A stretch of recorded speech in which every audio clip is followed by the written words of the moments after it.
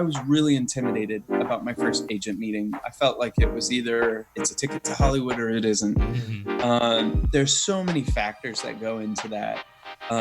You know, if they have another guy who looks like me, who, you know, we've already got a guy who plays approachable dads, doctors, you know, we've got that guy. Yeah.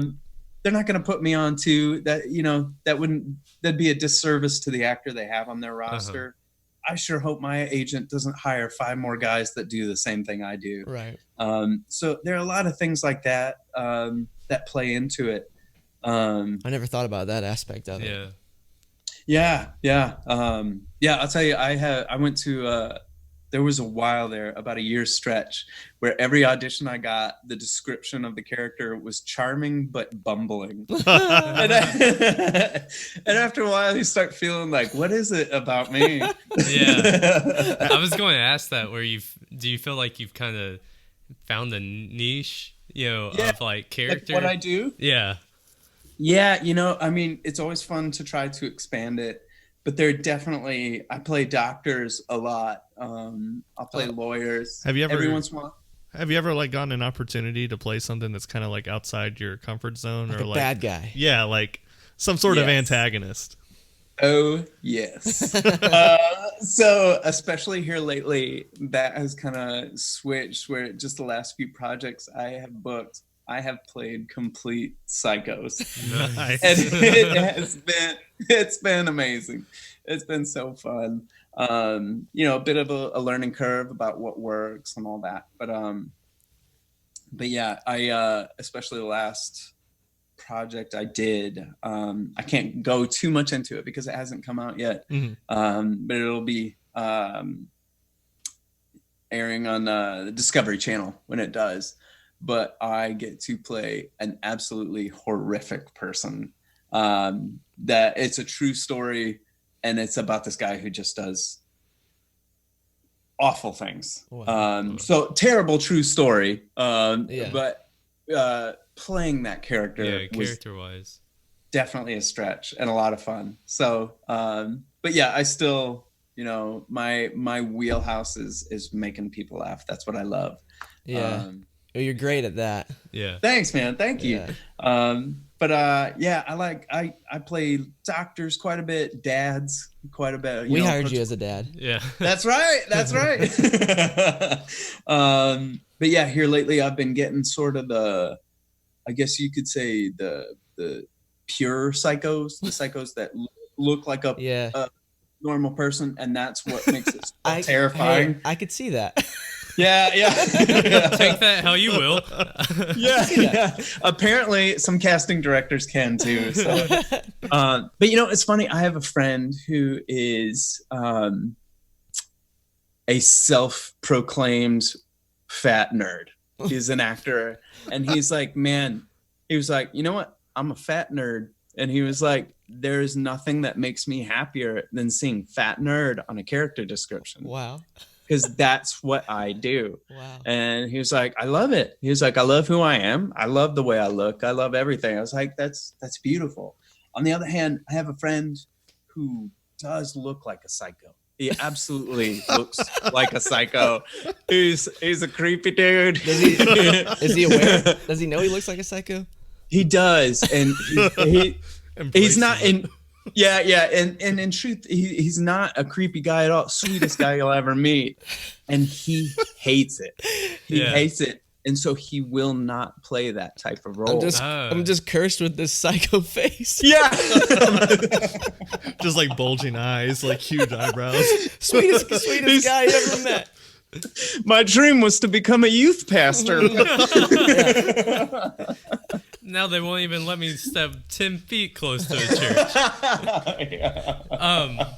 So is that like part of being an actor, like your journey of like kind of figuring out, okay, this is the kind of role, my wheelhouse, and kind of accepting it? Or is it, you know, or does it work for other people where they're like, I don't want to be, you know, typecast as that, so it's like I'm going to try my best to like, you know, act my way out of it? Yeah, absolutely. I mean, there's a little of both. You know, like for instance, I love to push the boundaries and try things that I haven't done. I love to go for it. Everybody wants to be I'm going blank on the actor's name. He plays Commissioner Gordon in the new in the Gary Oldman. Thank you. Yeah. He's a shapeshifter. He's a Yeah. totally different accent, walk, everything, and everything he does. Every actor wants to be him. Every actor is like, yeah, I sort of feel like I'm like a bit of that. It's like, Nice try, buddy. yeah. I thought the same thing. I thought it was just going to be all over the board, and it's you start realizing there are some things that you can do very easily. And that you can, when I walk in the room and it's a doctor, right away, something about my appearance, they're like, that guy is already has a good chance for us. Also, casting, all that stuff moves pretty quickly. So just because you could play a doctor, if you don't look like one at all, it takes a bit more for them to believe it. Yeah. And when they only have a few seconds or maybe a minute to review your offering, it's not enough for them to be like, let me see what this guy's got. It's like either you're a doctor right away or you're not. So it's not that I'm against trying to push those boundaries, but it's hard enough to get work in this business as it is. So I think it's very important to play to your strengths. And when I started acting classes, one of the first exercises they did at Nashville Acting Studio was they had you read your first monologue or perform your first monologue and then sit in front of the whole class, and the whole class sits there and says what they could see you being booked as. Oh, that's cool. That's really cool. And then the teacher turns to you at the end and says, okay, so start watching these kinds of things and see how people are playing those. So I got I'll get time period stuff a lot. So I got just 1950s guy. I got vampire. Okay. I've never played a vampire. I never have.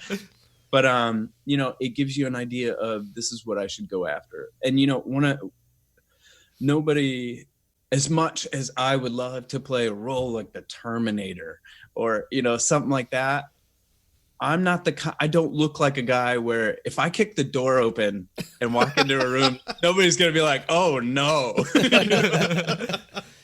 Everybody's going to be like, dude, shut the door. It's cold out. But it makes sense because you got guys like Jason Momoa, right? That dude, he plays. He's not playing a doctor. He's not playing a doctor. No.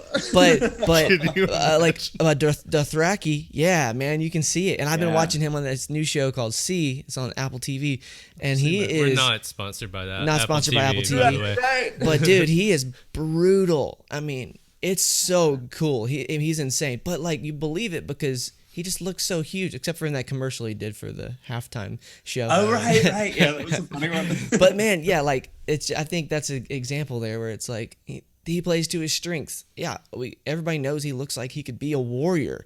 That's the kind of roles he gets, Yeah. And you imagine take that Dothraki role from Game of Thrones and switch him out and put me in there.